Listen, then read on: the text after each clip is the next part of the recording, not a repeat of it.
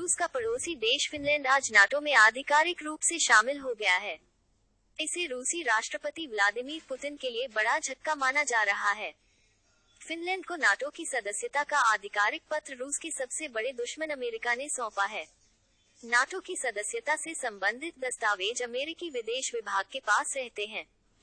Finland की सदस्यता के बाद अब नाटो के सदस्य देशों की संख्या 31 तक पहुंच चुकी है। फिनलैंड और रूस 1340 किलोमीटर लंबी सीमा साझा करते हैं।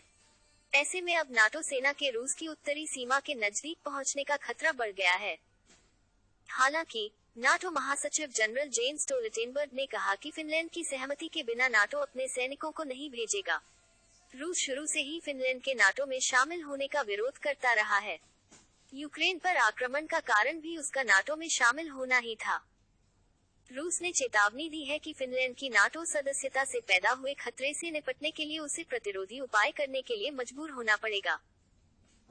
रूस ने ये भी कहा है कि अगर नाटो अपने 31वें सदस्य देशों में सैनिकों और हथियारों की तैनाती करता है, तो वह भी फिनलैंड की सीमा के नजदीक अपनी सुरक्षा व्यवस्था को बढ़ाएगा। रूस की सुरक्षा परिषद के उपाध्यक्ष और पूर्व राष्ट्रपति दिमित्री मेदवेदेव ने भी धमकी देते हुए कहा था कि अगर नाटो का विस्तार हुआ तो उसके नए सदस्यों को अपने घरों के पास परमाणु हथियारों और हाइपरसोनिक मिसाइलों के साथ रहना होगा। नाटो का गठन शीत युद्ध की शुरुआत में 4 अप्रैल 1949 को किया गया था।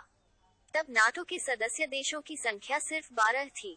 इसके गठन का मुख्य उद्देश्य तत्कालीन सोवियत संघ के खतरे से मित्र देशों की रक्षा करना था। 1991 में सोवियत संघ के पतन के बाद नाटो की सदस्य संख्या में जबरदस्त बढ़ोतरी देखी गई। कभी सोवियत संघ के सैटेलाइट स्टेट रहे 11 देश और 3 पूर्व सोवियत देश नाटो में शामिल हुए। इससे नाटो के सदस्य देशों की संख्या बढ़कर 26 हो गई। इसके बाद एक एक कर सदस्य देशों की संख्या बढ़कर 30 हो गई।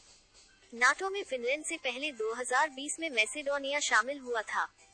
वर्तमान में नाटो के 29 सदस्य देश यूरोपीय और 2 अमेरिकी महाद्वीप में स्थित हैं। रूस नाटो के विस्तार को शुरू से अपने अस्तित्व के खतरे के रूप में देखता है। पुतिन ने नाटो में शामिल होने के कारण ही फरवरी 2022 में यूक्रेन पर आक्रमण का आदेश दिया था। इसी के कारण फिनलैंड ने नाटो में सदस्यता का आवेदन दिया था। ऐसे में फिनलैंड के नाटो में शामिल होना पुतिन के लिए बड़ा झटका माना जा रहा है। फिनलैंड के बाद अब स्वीडन को भी नाटो की सदस्यता मिल सकती है। इससे रूस को बाल्टिक सागर क्षेत्र में 2 नए दुश्मनों का मुकाबला करना होगा। स्वीडन के नजदीकी रूसी नौसेना के उत्तरी फ्लीट का मुख्यालय भी है। पुतिन के विरोधी रहे और रूस में विपक्ष के पूर्व नेता सर्गेई बेंजुकिन ने कहा था कि यह रूस की हार का प्रतीक है। सीधे तौर पर कहा जाए तो पुतिन एक बहुत बड़ी जंग हार चुके हैं। बेंजुकिन 2019 में पुतिन के डर से रूस छोड़ देश से फरार हो गए थे। कुछ साल पहले तक सभी सैन्य विशेषज्ञ नाटो को शीत युद्ध के अवशेष के तौर पर देखते थे। उनका मानना था कि नाटो अब खत्म हो चुका है। सिर्फ अमेरिका की जिद के कारण ये सैन्य संगठन जिंदा है। लेकिन यूक्रेन पर रूस के हमले ने नाटो को ऑक्सीजन प्रदान की और यह संगठन अब दौड़ने लगा है। रूस को अधिकतर यूरोपीय देश अब खतरे के तौर पर देख रहे हैं।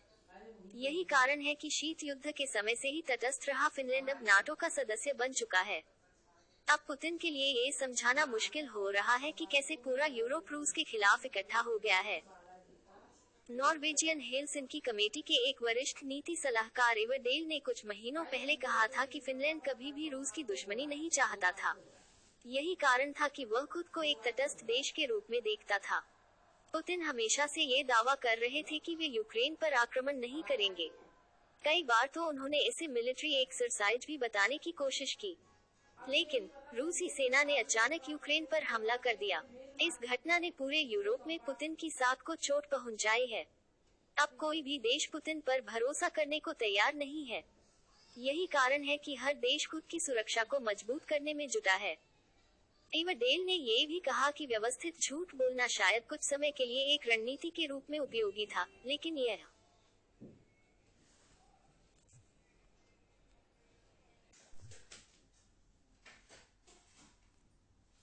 रूस का पड़ोसी देश फिनलैंड आज नाटो में आधिकारिक रूप से शामिल